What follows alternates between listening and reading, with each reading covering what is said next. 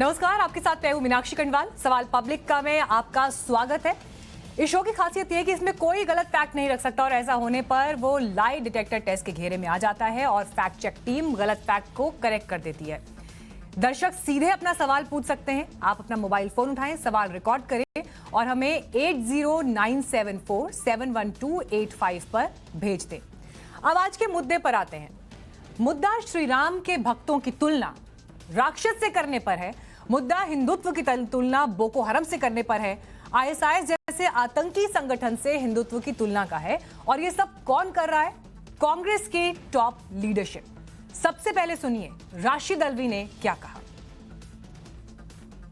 जय श्री राम का नारा लगाते हैं वो सब मुनि नहीं, वो निश्चय होशियार रहने की जरूरत है।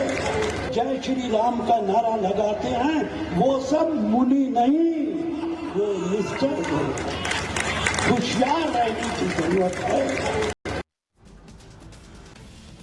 तो आपने सुना राशिद अल्वी ने क्या कहा। हैरानी तब और ज्यादा हुई जब हमने देखा कि राहुल गांधी ऐसे बयानों को एंडोर्स कर रहे हैं। सुनिए राहुल गांधी ने इस मुद्दे पर क्या कहा। As we know it, and Hindutva, are they the same thing? Can they be the same thing? If they are the same thing, why don't they have the same name? Why do they have a different name? Why do we use the word Hinduism? Why not just use Hindutva if they're the same thing? They're obviously different things. And so these are the type of things that we have to start to explore and understand. Is Hinduism about beating a Sikh or a Muslim?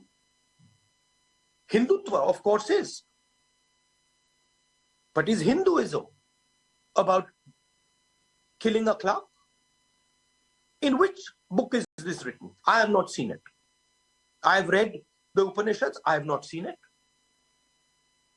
Where is it written that you should kill an innocent man? I am unable to find this in Hindu scripture, in Islamic scripture, in Sikh scripture. I can see it in Hindutva. So these are the type of things we have to discuss, and these are the type of things that we have to spread among ourselves. अब सोचिए क्या वजह हो सकती है। Research के बाद एक बात साफ है कि कांग्रेस नेताओं की तरफ से हिंदुत्व का मुद्दा एक्सीडेंटल तो नहीं है, संयोग नहीं, बल्कि ये एक प्रयोग लगता है। लेकिन ये कैसा प्रयोग है आपको ये भी समझाते हैं। उत्तर प्रदेश में चुनाव है और वहां करीब 19% मुस्लिम वोटर्स हैं। पिछले चुनाव में महागठबंधन यानी समाजवादी पार्टी और कांग्रेस, जिसमें यूपी के दोनों लड़के वाला स्लोगन जिस दौरान आया था, उसमें 70% मुस्लिम वोट उन्हें मिला। बीएसपी को 16%, बीजेपी को 2% और अदर्स को 12%। सोचिए 70% वोट मिला 19% मुसलमानों का। फिर भी अखिलेश सिर्फ 47 जीत पाए और इस बार लड़ाई में 2 नए प्लेयर्स हैं। कांग्रेस अलग है और वैसे पूरी ताकत के साथ आ गए हैं। हर मंच से मुसलमान वो चिल्ला रहे हैं। ये वजह है कि अखिलेश यादव के भीतर भी जिन्ना प्रेम दिखाई दिया उनके बयानों में। मुस्लिम वोट बैंक उसके पीछे की वजह। राहुल गांधी के हिंदुत्व की नई परिभाषा की वजह यही वोट बैंक है। नहीं तो क्या आप ये मानेंगे कि चुनाव से ठीक पहले सलमान खुर्शीद हिंदुत्व की तुलना आईएसआईएस से कैसे कर रहे हैं, किस तरह से उस पर बयान आ रहे हैं सामने। और क्या राशिद अल्वी जो इतने पढ़े लिखे इंसान हैं, उन्हें निशाचर जैसे शब्द का अर्थ नहीं मालूम जो उन्होंने श्री राम के भक्तों के लिए कहा है? क्या अखिलेश यादव को यह नहीं मालूम कि जिन्ना इस देश के हीरो ना हो सकते हैं और ना ही कभी पटेल और गांधी की कतार में खड़े हो सकते हैं, लेकिन फिर भी वो नाम लिया गया। तो आज चर्चा में, डिबेट में जिन सवालों के इर्द गिर्द बातचीत होगी आपको बता दें। सबसे पहला सवाल कि क्या श्री राम के भक्तों को राक्षस इसलिए बताया गया क्योंकि यूपी में मुस्लिम वोट बैंक चाहिए? हिंदुत्व की तुलना आईएसआईएस और बोको हरम से हो रही है क्योंकि यूपी में मुस्लिम वोट बैंक की क्या जरूरत है? और क्या कांग्रेस भगवान राम और राम भक्तों का अपमान नहीं कर रही? तो इन्हीं सवालों के इर्द गिर्द हम बातचीत करेंगे। हमारे साथ खास मेहमान चर्चा में जुड़ गए। सबसे पहले आपका परिचय उनसे करा दें। हमारे साथ बीजेपी से जीवीएल नरसिंह राव आ गए हैं। सर बहुत बहुत स्वागत है आपका। कांग्रेस पार्टी से उदित राज जी हमारे साथ इस वक्त मौजूद हैं। एसडीपीआई से हमारे साथ अध्यक्ष डॉक्टर तस्लीम रहमानी जुड़ गए हैं। राजनीतिक विश्लेषक के तौर पर हमारे साथ प्रोफेसर संगीत रागी भी जुड़ेंगे और हमारे साथ वीएचपी के प्रवक्ता विनोद बंसल जी भी मौजूद हैं। शुरुआत में सबसे पहले उदित राज जी आपके साथ करना चाहूंगी, राम भक्तों की तुलना निशाचर से करना, किस तरह से इस बयान को लिया जाए, और जो बयान वो दे रहे हैं क्या पूरी कांग्रेस पार्टी इससे इत्तेफाक रखती है?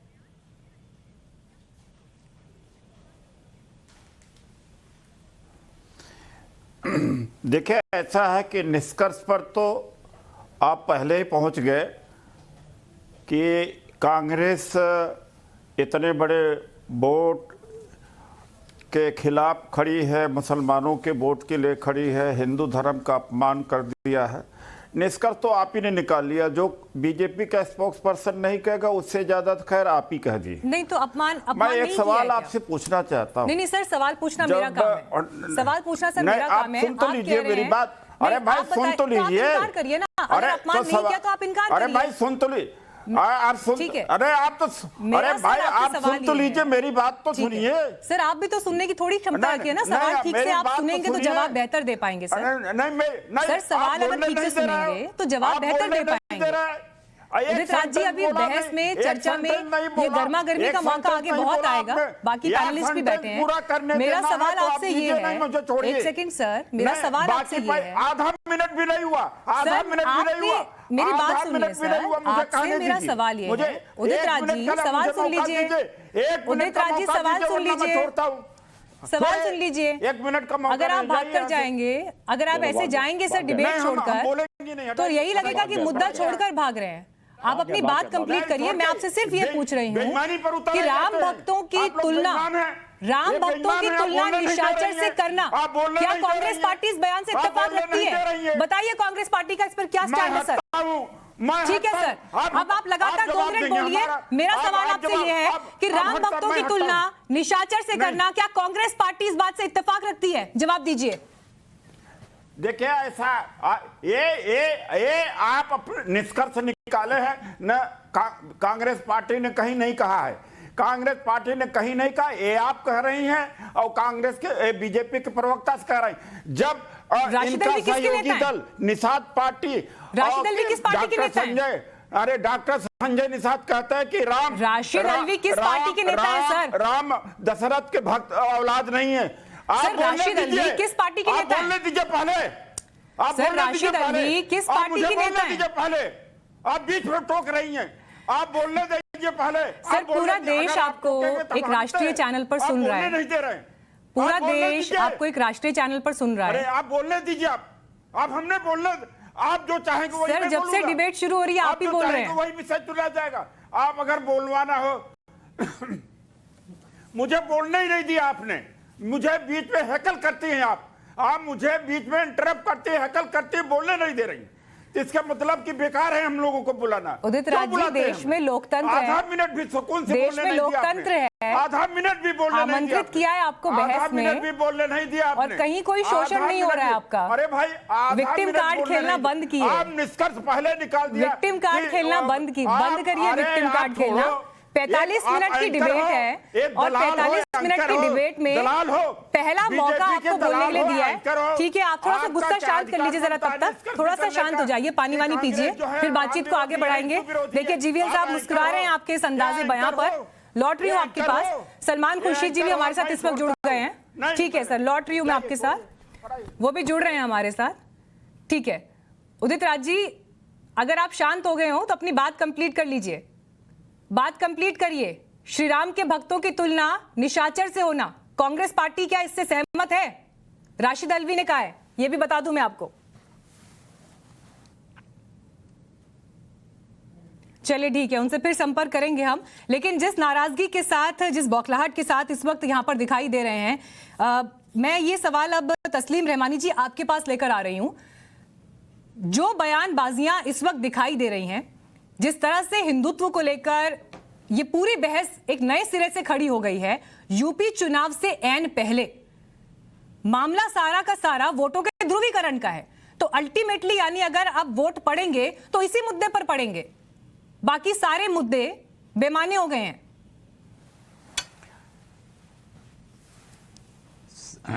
पहले तो मेरी डेजिग्नेशन ठीक कर दीजिए। I am not the president of SDPI, I am president of MPCI, kindly corrected. Secondly, अगर आप इस मुद्दे को सिर्फ मुस्लिम वोट के साथ जोड़ रही हैं तो मेरा ख्याल है कि आप पूरे देश के साथ एक बहुत बड़ा अन्याय कर रही हैं। ये मुस्लिम वोट का मुद्दा ही नहीं है, ये इस देश के अस्तित्व का मुद्दा है। ठीक है, हिंदुत्व एक अलग चीज हमेशा रही है। ठीक है सर, आपको एक सेकंड के लिए रोक रही हूँ मैं। रहमानी जी, एक सेकंड के लिए रोक रही हूँ। हमारे साथ इस वक्त सलमान खुर्शीद साहब जुड़ गए हैं, कांग्रेस पार्टी के सीनियर लीडर हैं, पूर्व केंद्रीय मंत्री। खुर्शीद साहब, बहुत बहुत स्वागत है आपका टाइम्स नाउ नव भारत पर। और धन्यवाद। आपकी किताब सर बड़ी चर्चा में है, लेखक के तौर पर खुश हैं आप? अच्छी बात है, कुछ चर्चा तो हुई आखिर को। तो एक लेखक के तौर पर खुश हैं आप?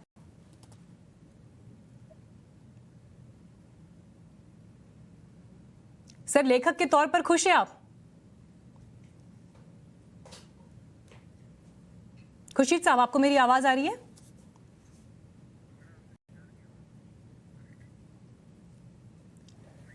खुर्शीद साहब, आपको मेरी आवाज मिल पा रही है? क्या हुआ?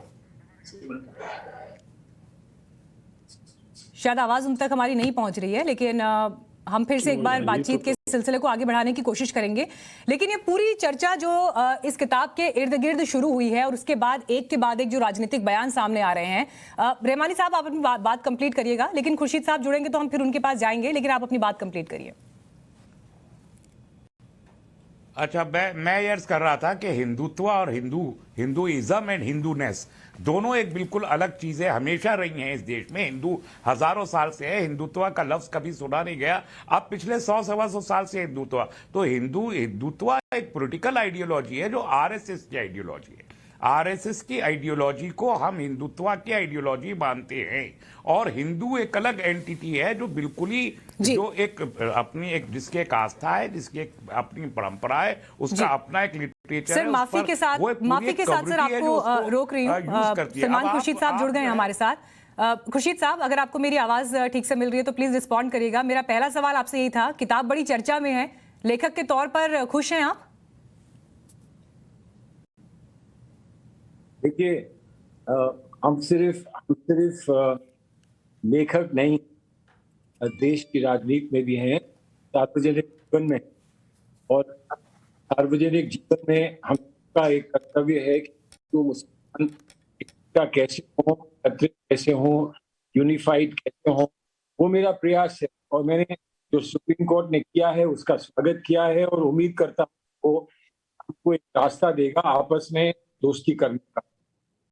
ये मेरा प्रयास है, और इस विषय पर अगर बात हो तो मैं और प्रसन्न होऊंगा। लेकिन किताब अच्छी है, बिक रही है। भारतीय जनता पार्टी के लोगों का बात पर मेरा धन्यवाद है कि उन्होंने किताब लिखवा दी। सर, मैंने आपसे पूछा कि लेखक के तौर पर क्या आप खुश हैं? खुशी आपने जरूर जाहिर की कि किताब चलिए चर्चा में है, चर्चा हो रही है, बातचीत हो रही है, लेकिन जिस तरह के रिएक्शन आ रहे हैं और जिस बात पर नाराजगी आ रही है वो है हिंदुत्व की तुलना बोको हरम और खूंखार आतंकी संगठन आईएसआईएस जैसे संगठनों से, और उन्होंने जिस तरह के कृत्य किए हैं उनसे। ये तुलना देश में करोड़ों हिंदू जो मौजूद हैं उनकी भावनाओं को आहत करती है। एक जिम्मेदार, एक ज़हीन शख्स होने के नाते क्या आप इसे जायज ठहराते हैं? सुनिए, हिंदुइज्म की जो तारीफ की है किताब में, उस पर हिंदू, इस देश के हिंदुओं को कुछ नहीं कहना। जो मैंने रामधुन में लिखी है उस पर देश में कुछ नहीं कहना। जो मैंने रामराज की बात की है उस पर में देश को कुछ नहीं कहना। ये सारी चीजें भी तो बड़ी महत्वपूर्ण है, इस पर तो कोई कुछ कहे। रही बात तुलना करने की, तो तुलना में आतंकवादी तो नहीं कहा किसी को। अगर कोई और आतंकवादी है और वो धर्म का दुरुपयोग करता है, और धर्म का दुरुपयोग हिंदुत्व के लोग करते हैं, तो मैंने तो इतना ही कहा है कि धर्म का दुरुपयोग करते हैं। हिंदू धर्म को, सनातन धर्म को तो सर, किसी एक व्यक्ति की तुलना करना, उसके दोष की तुलना करना एक अलग बात है, और हिंदुत्व की तुलना बोको हरम से या आईएसआईएस से कर देना एक अलग बात है। ये दोनों बातें जुदा हैं। किससे करूं? तो किससे करूं? आपको ऐसा क्यों लग रहा है? लेकिन आपको ये क्यों लग रहा है कि हिंदुत्व जो है वो आईएसआईएस और बोको हरम जैसा है? Why so? ऐसा है कि बोको हरम तो अपने को इस्लामी कहते हैं ना, आईएसआई तो अपने को इस्लामी कहते हैं, और मैं भी एक मुसलमान हूं, लेकिन मैं तो उन्हें बुरा कहता हूं। इसलिए बुरा कहता हूं कि वो बुरे हैं, अगर कोई हिंदू ऑर्गेनाइजेशन बुरी होगी तो उसको भी बुरा कहूंगा। और मैं ये कह रहा हूं कि इसमें मुझे इतना कष्ट नहीं हो सकता है जितना कष्ट एक सच्चे हिंदू को होना चाहिए कि उसके उदार धर्म को, इतने असीम धर्म को कोई इतना छोटा बना दे रहा है, इतना संकीर्ण बना दे रहा है। सर 11 दिसंबर 1995 को सुप्रीम कोर्ट ने यह कहा था हिंदुत्व जीवन शैली है। जस्टिस जेएस वर्मा की पीठ ने ऐतिहासिक फैसले में हिंदुत्व को भारतीय लोगों की जीवन शैली कहा था। पीठ ने कहा कि हिंदुत्व को सिर्फ धर्म तक सीमित नहीं किया जा सकता। देश की सर्वोच्च अदालत और न्यायमूर्ति से क्या आप सहमत नहीं है? और उससे अलग आपको लगता है कि बोको हराम या आईएसआईएस जैसा है हिंदुत्व? मैं सहमत हूं, लेकिन जब उन्होंने वो फैसला दिया था और उसके बाद फैसले के बाद उन्होंने खुद कहा, जब वो रिटायर हो गए तो उन्होंने खुद कहा कि मुझसे बहुत बड़ी गलती हुई, क्योंकि उन्होंने तो एक जीवन शैली की बात करी। जीवन शैली से आगे बढ़कर इन लोगों ने दूसरों की जीवन शैली को समाप्त कर देने की बात की है। इसलिए हम मानते हैं कि ये गलत है, ये बुरी बात है। सर हिंदुत्व को जीवन शैली न्यायमूर्ति रहते हुए बताया था, लेकिन अभी जो इसका लेटेस्ट है वो 28 फरवरी 2020 को सुप्रीम कोर्ट ने कहा कि वो हिंदुत्व के अपने दिए गए पहले फैसले पर जो याचिकाएं उस पर लगाई गई हैं उस पर सुनवाई करेगा, लेकिन उसके बाद फर्दर कोई फैसला नहीं है। तो यानी पिछले स्टैंड को ही आप जो है आदर्श मानते हुए आगे बढ़ेंगे। मुझसे बेहतर तो कानून सर आप जानते हैं। अरे आप ये भी तो सुन लीजिए कि सुप्रीम कोर्ट ने अयोध्या जजमेंट में क्या कहा है। अयोध्या जजमेंट में जिन लोगों ने विध्वंस किया उनके बारे में सुप्रीम कोर्ट ने क्या कहा है, ये तो पढ़ लीजिए। वो भी सुप्रीम कोर्ट है। तो सुप्रीम कोर्ट की एक बात अच्छी लगी तो वो कह दी, एक बात बुरी लगी तो नहीं कही। सुप्रीम कोर्ट ने, और मेरी किताब में वो लिखा है, सुप्रीम कोर्ट ने इन लोगों के बारे में जो अयोध्या जजमेंट में कहा है उसको पढ़ लीजिए। सर आपकी पार्टी के नेता हैं गुलाम नबी आजाद साहब, वो क्यों नहीं आपसे इत्तेफाक रखते अगर आपने सब कुछ सही लिखा है तो? वो कह रहे हैं कि हिंदुत्व की इस्लामी जिहाद से तुलना करना तथ्यात्मक रूप से गलत है, अतिशयोक्ति है। ये गुलाम नबी आजाद साहब कह रहे हैं। अतिशयोक्ति है, गुलाम नबी आजाद कह रहे हैं, लेकिन ये नहीं बता रहे हैं कि वो हिंदुत्व से क्यों विवाद कर रखते हैं। उन्होंने कहा कि हिंदुत्व से हम नहीं समझौता करेंगे, हम नहीं उसको एक्सेप्ट करते। क्यों? हिंदुत्व में ऐसी कौन सी बात है जिसकी वजह से वो उसको रिजेक्ट करते हैं? वो क्यों नहीं बताते हैं? अगर वो बता देंगे तो अतिशयोक्ति है कि नहीं, वो बात स्पष्ट हो जाए। नहीं तो आप बताइए ना, आप किस बात को रिजेक्ट करते हैं फिर? नहीं, मैंने तो कह दिया मैं कैसे प्रोजेक्ट करता हूँ, किताब लिख दी। नहीं तो मैंने किताब, आप बातचीत में बैठे हैं ना, 2-4 बिंदु बताइए, पूरा देश सुन रहा है आपको। जिनके मन में भी कंफ्यूजन हो हमेशा के लिए दूर हो जाए। किताब तो खरीद के पढ़ ही लेंगे। मेरा लक्ष्य है हिंदू मुसलमान को एक साथ रखना। मेरा काम ये नहीं है कि मैं हिंदुत्व की सारी बुराई एक एक करके आपके सामने सूची बनाऊं। मेरे पास दो बिंदु बता दीजिए। चलिए 2 बिंदु बता दीजिए। मैं नहीं कह रही आपको 50 बातों की सूची दीजिए, लेकिन अगर आपके नोटिस में, आपके संज्ञान में जो 2 बातें हैं वो कह दीजिए, बताइए। ऑफ कोर्स सर, बोलिए, आपको बोलने का समय दिया। आप सुनना चाहती हैं? Please go ahead. जिन्होंने दंगा किया गुजरात में, वो कौन लोग थे? जिन्होंने हाथरस में और जिन्होंने उत्तर प्रदेश में जगह जगह पर उन्नाव में जिन्होंने लोगों के 1984 बालिकाओं के साथ जिन्होंने 1984 के दंगे मुझे याद है। और 1984 दंगों पर आपने ये किताब में लिखा है कि हिंदू और सिखों को उनके कर्मों का फल मिला है। बीजेपी ने भी आप पर आरोप लगाया है। क्या लिखा है बताइए? बीजेपी ने आप पर आरोप लगाया है कि हिंदू और सिखों को उनके कर्मों का फल मिला है। ये आपने क्या लिखा है बताइए? आप बताइए मैंने क्या लिखा है? ये आरोप सर आपके ऊपर बीजेपी लगा रही है कि आपने किताब में लिखा है कि हिंदू और सिखों को उनके कर्मों का फल मिला 1984 के दंगों पर। कल स्मृति ईरानी जी हमारे कार्यक्रम में मौजूद थी और उन्होंने ये आरोप आप पर लगाया है।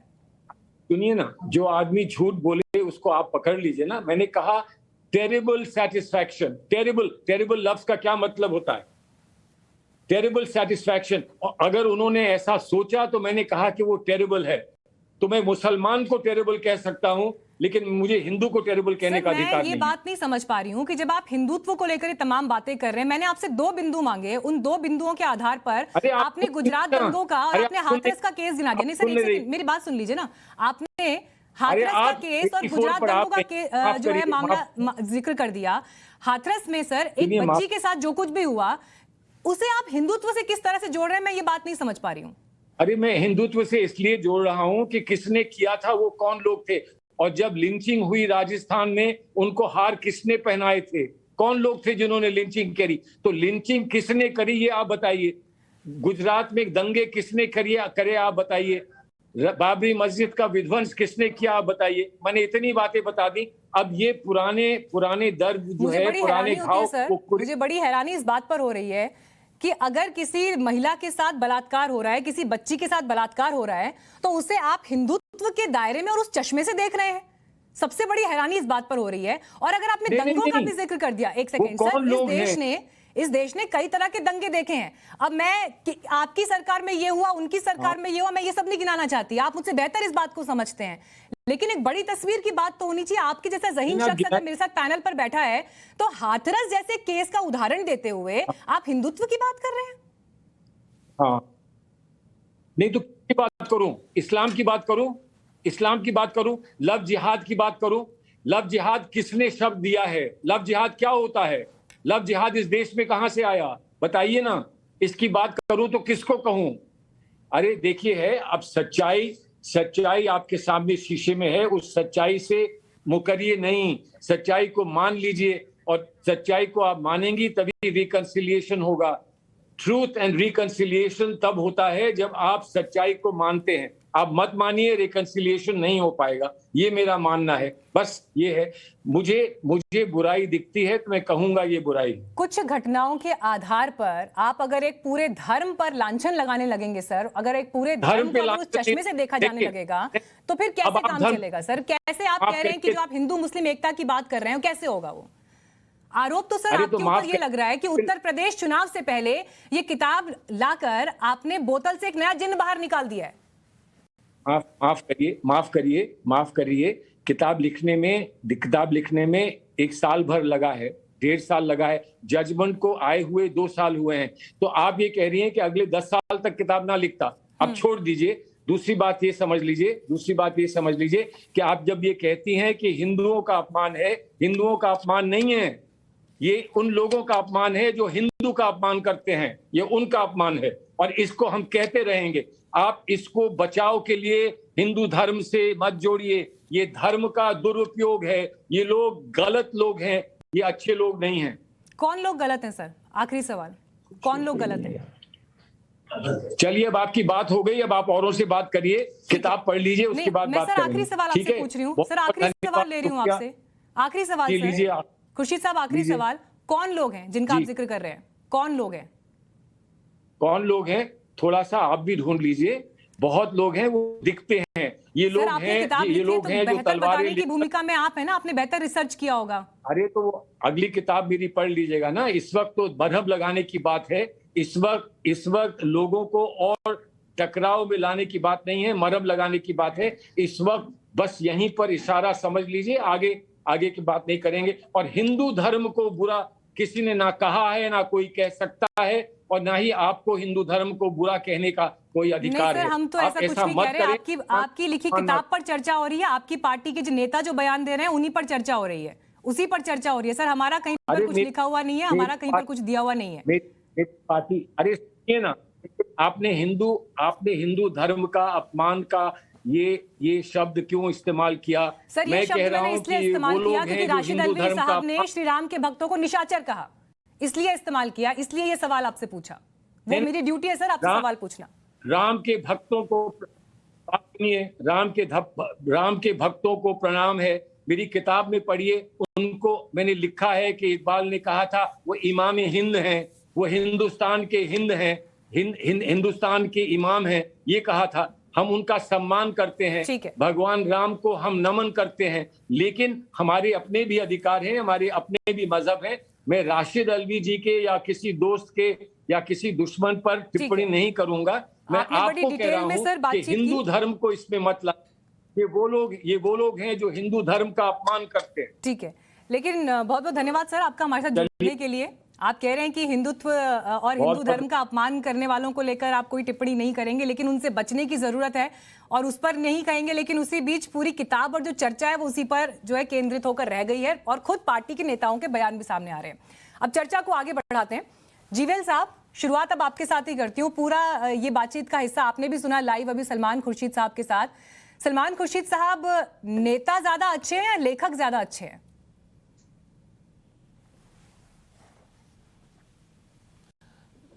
दोनों स्तरों पर मुझे लगता है दोनों विषयों में वो बहुत फेल साबित हुए हैं। और अपने किताब में जो उन्होंने एक अटेंशन ग्रैबिंग लाइन जो लिखे हैं, जिसकी चर्चा हम आज कर रहे हैं, कल भी किए थे, और उसका समर्थन वो खुद नहीं कर पा रहे हैं।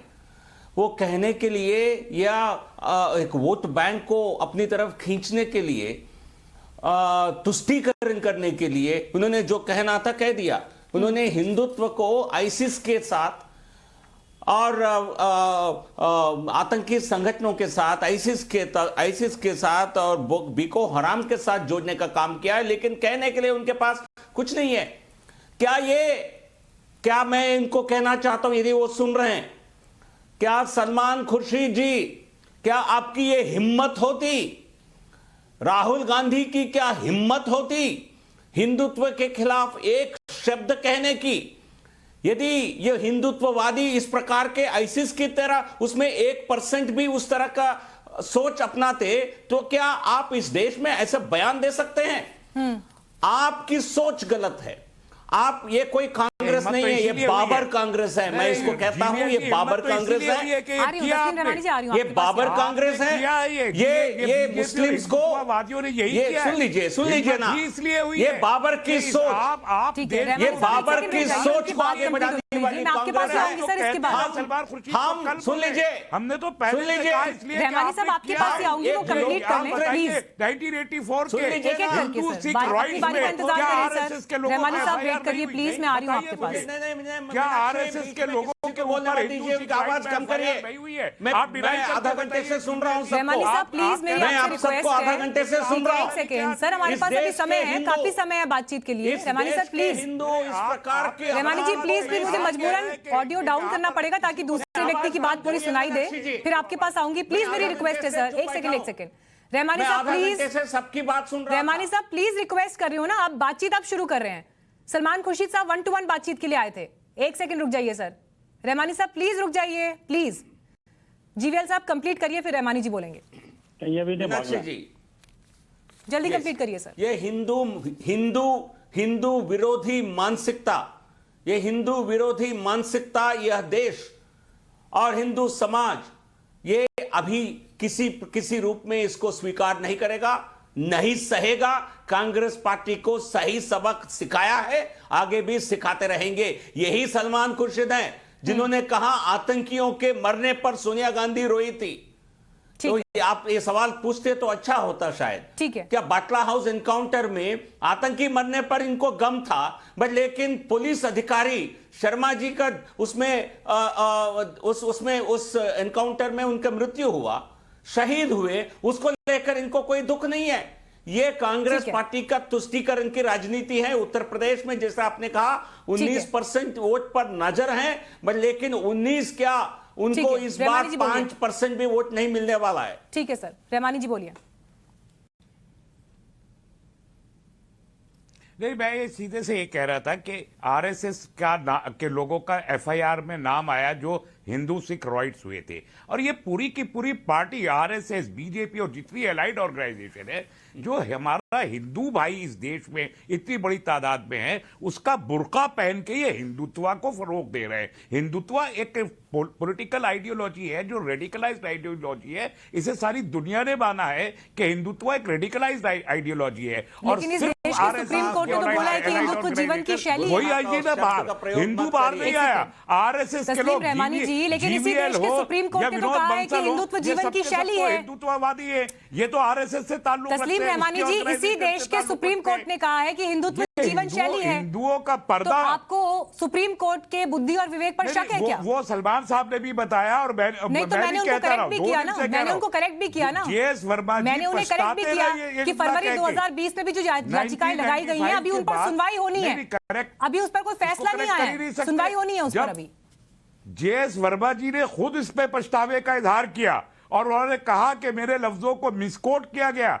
मिसअंडरस्टैंड किया गया, उनकी बेटी के बयान आता अच्छा, है और उसके ठीक बाद है। ह्यूमन राइट्स के कमीशन होने की हैसियत में जीएस वर्मा साहब ने जो सुमोटो कॉग्निजेंसिस लिए अगेंस्ट हिंदुत्व, उसको सारी दुनिया ने देखा है। तो आप खाली एक जजमेंट का नाम लेके पूरे के पूरे एक रेडिकलाइज्ड आइडियोलॉजी को हिंदू धर्म के नाम पर आप जस्टिफाई नहीं कर सकते। विनोद बंसल जी वो कह रहे हैं कि हिंदू और हिंदुत्व में बहुत फर्क है, हिंदुत्व एक पॉलिटिकल विचारधारा है, इसलिए उसको अलग चश्मे से देखा जाएगा। मीनाक्षी, मुझे एक तरफ तो कुछ संतोष हो रहा है और कुछ दूसरी तरफ बड़ा आश्चर्य हो रहा है। दो चीज बड़ी महत्वपूर्ण है कि आजकल कांग्रेस जो है हिंदू, हिंदुत्व, हिंदुस्तान और मंदिर, भगवान, हनुमान चालीसा और इन सब चीजों की तरफ जा रही है। बार बार वो कोट के ऊपर जनेऊ पहन के दिखा रहे हैं, कभी गोत्र दिखा रहे हैं, कभी कुछ रहे हैं। ये कांग्रेस से एक नई पार्टी शुरू, जैसे देखिए राम मंदिर का निर्माण अभी शुरू हुआ है और अभी सन राइजिंग ओवर अयोध्या है। अभी जब सन की जो लपटें जब पड़ेंगी इनके ऊपर, तब इनकी क्या स्थिति होगी ये समझिए। अभी तो राइजिंग सन है, जिस राइजिंग सन के कारण ये बिलबिला रहे हैं। आप देखिए, एक आदमी नहीं है, एक कोई सलमान नहीं है, अकेला आलवी नहीं है, कोई एक पीसी नहीं है, कोई एक दिग्गी नहीं है। अब तो भैया वो जो इटालियन इंपोर्टेड ईसाई महिला है, उसके सुपुत्र भी अपने दादाजी को प्रणाम करने नहीं जाते, लेकिन हिंदुत्व और हिंदुस्तान की और हिंदू की डेफिनेशन बताते हैं। आप देखिए ना जी, सदैव शब्दों में बात जिसने राम को नकार दिया सिरे से, जिसने राम को सुप्रीम कोर्ट में लिख करके भाषा की गरिमा का ख्याल रखिए, संयम के साथ बात करेंगे सर। नहीं, एक सेकंड प्लीज सर, मैं अपनी डिबेट के लिए अपने मंच को मैं ऐसे गलत शब्दों के लिए मैं जगह नहीं दे पाऊंगी। विनोद बंसल जी प्लीज, मेरी आपसे रिक्वेस्ट है, ठीक है आप अपने तर्कों के साथ अपनी बात रखिए, अपने विचार रखिए, लेकिन भाषा के संयम का हम ख्याल रखेंगे। संगीत, ठीक है, संगीत रागी जी आपका ओपनिंग रिमार्क, मैं एक बार सबसे रिएक्शन ले लूं पहले। संगीत रागी जी, मेरी भाषा में कौन सी अभद्रता थी? मैंने किसको गाली दी? नहीं दी, ये सच्चाई ठीक है सर, लेकिन गाली की बात नहीं है, लेकिन प्लीज हम संयम के साथ बात करेंगे, मेरी आपसे रिक्वेस्ट है सर प्लीज। बिल्कुल, मैं संगीत रागी संयम के साथ तर्कों के साथ ही बात रख रहा हूं। देखिए, ठीक है संगीत रागी जी, ठीक है सर, आप लौटूंगे, एक बार वो भी अपनी बात रखें, काफी देर से वेट कर रहे हैं, फिर विजय कौशिक बोलेंगे उसके बाद। संगीत रागी जी। मीनाक्षी जी, बोको हरम इस्लाम की एक वो व्याख्या करता है जिसके अंदर जो भी गैर इस्लामिक है वो उसके जो इस्लाम की व्याख्या है यदि उसके अनुसार नहीं करता है तो उसकी हत्या जायज है। मुस्लिम धर्म को मानने वाला भी जो बोको हरम की इस्लाम की व्याख्या है वो नहीं मानता है तो वह भी हत्या जायज ठहराता है। क्या भारत में किसी व्यक्ति ने क्या इस प्रकार की आइडियोलॉजी दी है? हमारे सरसंघचालक जी ने तो यही कहा कि हम सारे धर्मों को सम्मान करते हैं। महात्मा गांधी बहुत बड़े एग्जाम्पल है। अरे गांधी जी का कत्ल इसकी बहुत बड़ी एग्जाम्पल है। अभी मैंने ओपनिंग रिमार्क ले रही हूँ सर, प्लीज। रहमानी साहब आपकी बारी में कोई नहीं बोला था, प्लीज मेरी आपसे रिक्वेस्ट है ना, बाकियों को भी बोलने का मौका दें। दूसरा इंसान आधे घंटे से वेट कर रहा है सर, प्लीज। रहमानी जी, जब मैं आपको मौका दूंगी ना, आप उस बात आप ठीक है, आप उस पर उसके बाद रखिएगा अपना विचार सर, प्लीज। एक एक करके बोलेंगे सब। हिंदू उदारवादी का कत्ल किया इसलिए कि वो उसकी विचारधारा को नहीं मानता था। तो रहमानी साहब, आप अपनी बारी में कंप्लीट बोल चुके हैं, उस समय आपको किसी ने नहीं टोका, अब दूसरे व्यक्ति को भी बोलने का मौका दीजिए सर, प्लीज। संगीत रागी जी कंप्लीट करिए। ठीक है, बहुत शुक्रिया किसी ने, इसलिए कि मैं सही बोल रहा था, लेकिन ये गलत अगर बोलेंगे तो मैं इनको एग्जाम्पल तो दूंगा सर, प्लीज। कहने लगेंगे यदि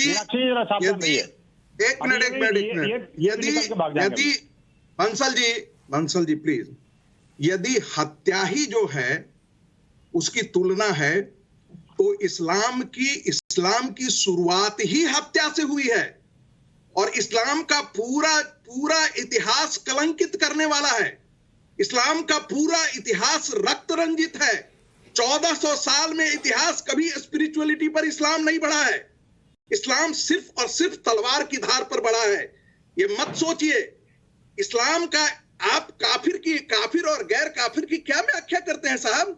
कि जो इस्लाम की नहीं माने उसकी हत्या कर दो। देखिए, मैंने अगर अशोका के जमाने से इस तारीख को शुरू कर दिया तो आप बड़े शर्मिंदा होंगे। मैंने अशोका की तारीख से अगर हिंदुत्व को अगर मिला दिया तो आपको बड़ी शर्मिंदगी होगी।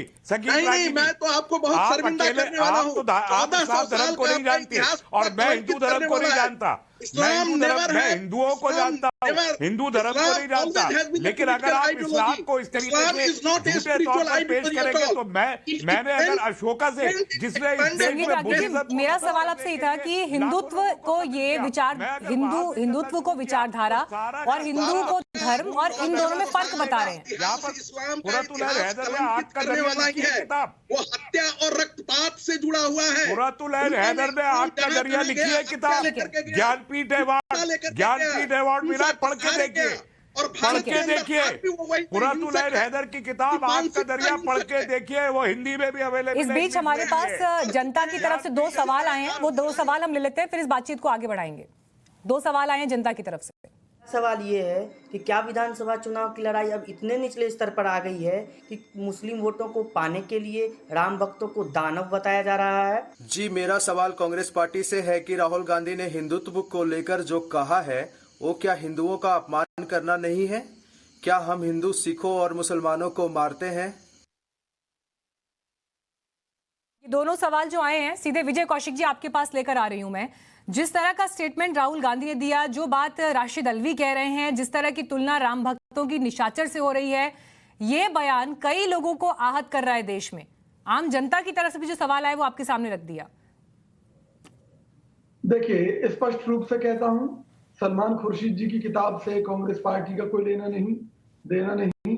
इसी तरीके से राशिद अल्वी जी ने जो बयान दिया है उसका विश्लेषण होगा। और अगर उन्होंने नहीं, लेकिन अगर सलमान खुर्शीद जी की किताब का कांग्रेस पार्टी से कोई लेना देना नहीं तो उस पर रिस्पॉन्ड क्यों कर रहे हैं राहुल गांधी? तो उस पर राहुल गांधी जी रिस्पॉन्ड क्यों कर रहे हैं? सुनिए ना, आप मुझे बताइए, आप हमें हिंदू और हिंदुत्व की परिभाषा बताने की कोशिश कर रहे हैं। माननीय मोदी जी हिंदू और हिंदुत्व की परिभाषा नहीं बता पाए। खुद मोदी जी का बयान है कि हिंदुत्व के बारे में तो हमारे ऋषि मुनि भी पूरी तरह से नहीं जान पाए।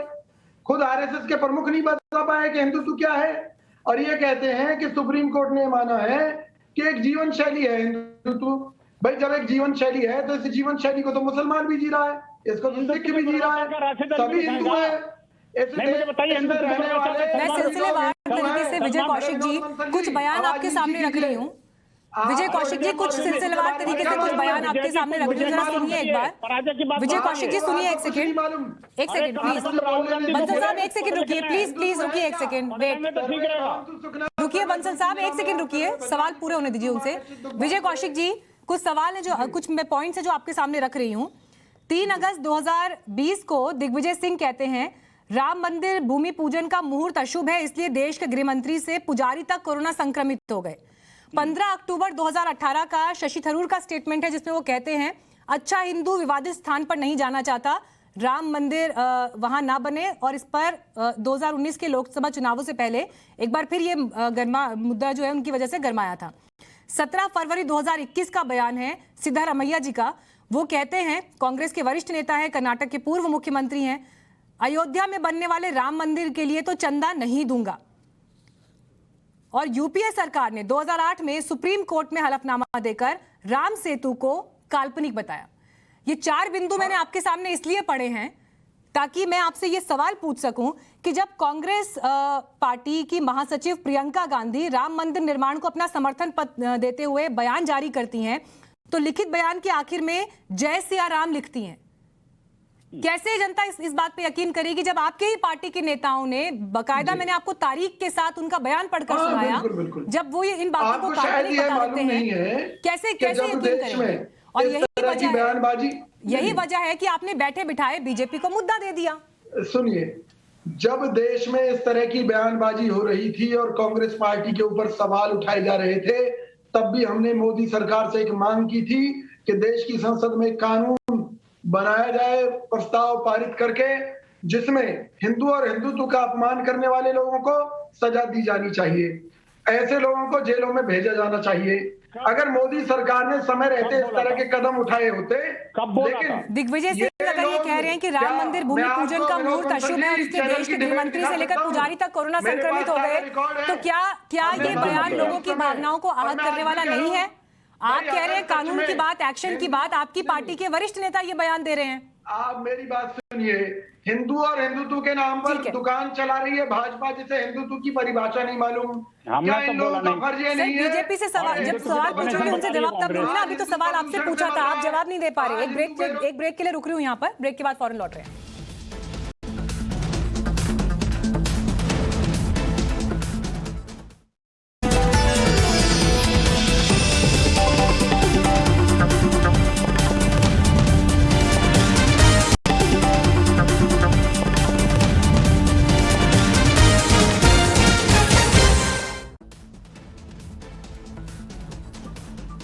आप देख रहे हैं सवाल पब्लिक का और सभी खास मेहमान लगातार इस बातचीत में हमारे साथ जुड़े हुए हैं। सीधे जीवीएल साहब आपके पास में आ रही हूं। जो पूरी बातचीत निष्कर्ष यहां पर निकल कर आया वो ये मान रहे हैं कि आप हिंदू और हिंदुत्व को एक चश्मे से क्यों देख रहे हैं? हिंदुत्व तो एक पॉलिटिकल विचारधारा है।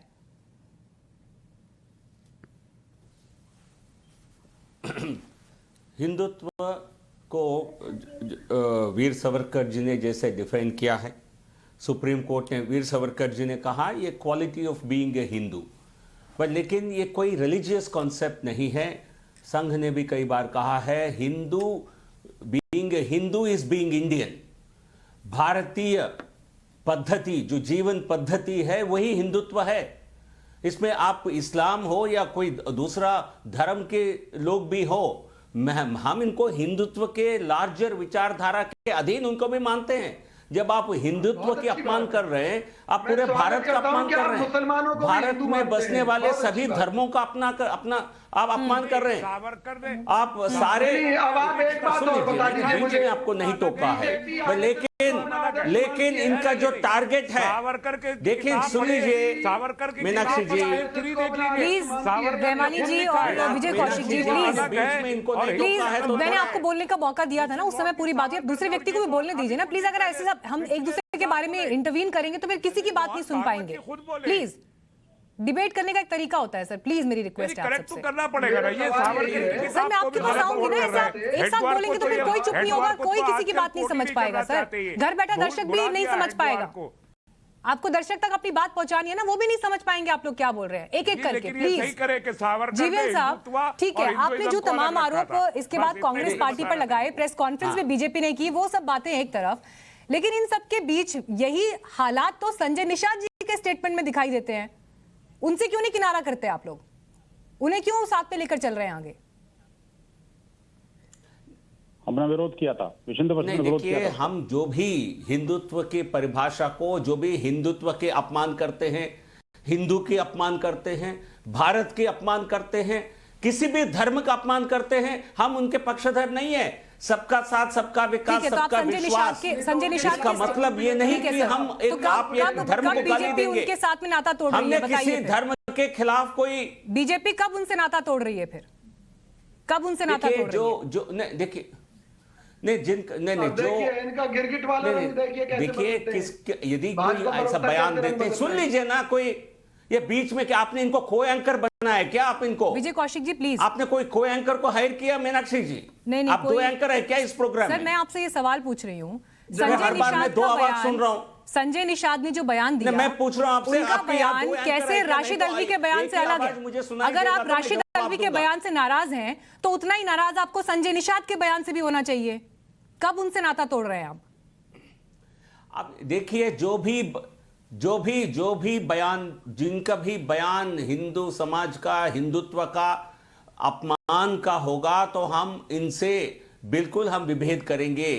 किस प्रकार का निर्णय लेना है, हम अब हमारी नाराजगी हम जताएंगे, हम अपनी विरोध, इस बात को लेकर विरोध जताएंगे, लेकिन इसको लेकर यदि तोड़ना है तो फिर महाराष्ट्र में सरकार मन में आज ये सवाल है, तो हिंदुत्व को गाली पूरे अयोध्या वासियों के मन में, शिवसेना, सभी राम भक्तों के मन में ये सवाल है कि राशिद अल्वी बयान देते हैं, राहुल गांधी बयान देते हैं, तो बीजेपी फटाफट आकर एक प्रेस कॉन्फ्रेंस करती है और बताती है कि किस तरह से कांग्रेस पार्टी गलत है, कैसे वो जो है अपने बयानों के जरिए बरगला रही है देश को। लेकिन वही संजय निषाद जिनके साथ में आप हाथ मिलाकर आगे बढ़ रहे हैं उत्तर प्रदेश में, वो भी उसी लीग पर बयान देते हैं जिस लीग पर राशिद अल्वी ने दिया, लेकिन इस पे कोई नाराजगी नहीं दिखती। राम भक्त और देश के हिंदू तो इस बात से भी आपसे नाराज हैं। आपको शायद मालूम नहीं होगा। नहीं, देखिए, सुन लीजिए मीनाक्षी जी, किस किस पार्टी से किस तरह के बयान के लिए कैसा उन पर उनका रिएक्शन देना है, ये हमारे ऊपर छोड़ दीजिए। हमारे साथी दल भी कोई बयान देते हैं जो हमारे लिए एक्सेप्टेबल नहीं है, हमारे तरीका है उनको बताने का। ठीक है विनोद बंसल जी, लेकिन मैं फिर कांग्रेस के समर्थक है आपके पैनल में, उनसे पूछिए क्या हिंदुत्व की बयान पर कांग्रेस की सहमति है? उनको कैसे पॉलिटिकली इस्तेमाल करना है, देश के राजनीतिक दल यही कर रहे हैं, किसे कैसे पॉलिटिकल इस्तेमाल करना है वही सब चल रहा है यहाँ पर। जो सूट करता है वो करेंगे, जो सूट नहीं करता उसे छोड़ देंगे। राशिद अल्वी के बयान और राहुल गांधी के बयान पर शोर, लेकिन संजय निषाद पर खामोशी। विनोद बंसल जी, विनोद बंसल जी, मीनाक्षी थोड़ा आवाज इनको बंद करिए, रहमानी जी को ऑडियो प्लीज थोड़ी देर के लिए डाउन करिएगा। मैं कई बार रिक्वेस्ट कर चुकी हूँ, आप मेरी बात नहीं मान रहे हैं। ठीक है बंसल जी। मीनाक्षी जी देखिए, संजय निषाद की बात हो या राशिद अल्वी की बात हो या सलमान की बात हो, हमने तीनों बातों का खंडन किया है।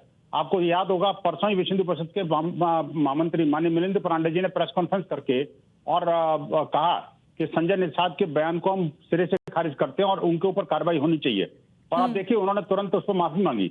लेकिन मैं कहना चाहता हूं, देखिए बात ये नहीं है, विकृत मानसिकता कहीं की भी हो उसका कड़ा प्रतिवाद होना चाहिए, निश्चित रूप से होना चाहिए। ये राजनीतिक लोग अपने आप को तौलें कि आखिरकार गाली देने की कोई परंपरा जो है उसकी कोई हद होती है।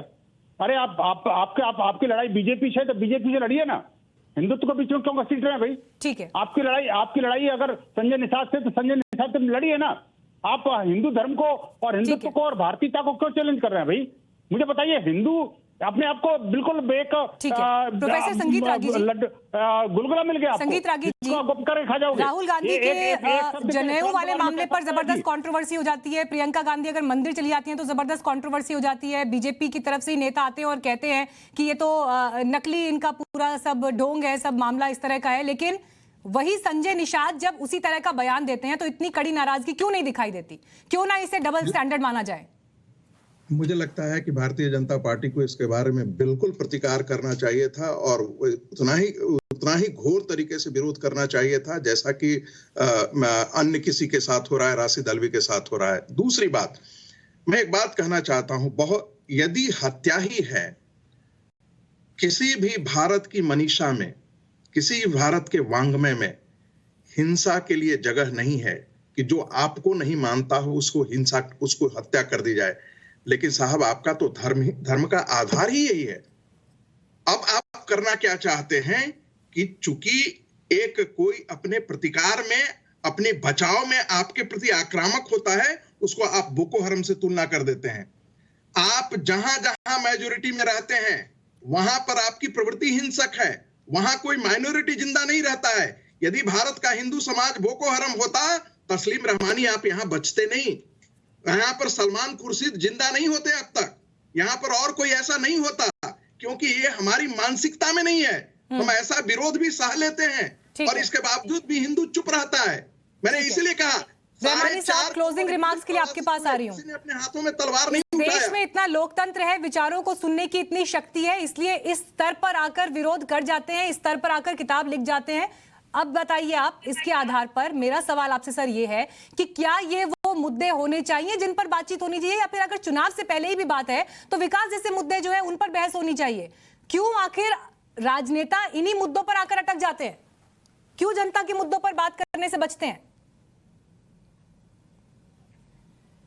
रहमानी साहब जी, आपकी बात बिल्कुल सही है, मैं 100% इत्तेफाक करता हूं। और जिस तरीके से संगीत रागी जी साहब फरमाते हैं, ये एक धर्म के खिलाफ प्रचार, दूसरे धर्म के खिलाफ प्रचार, तो ये मजहबी नफरत का देश नहीं है।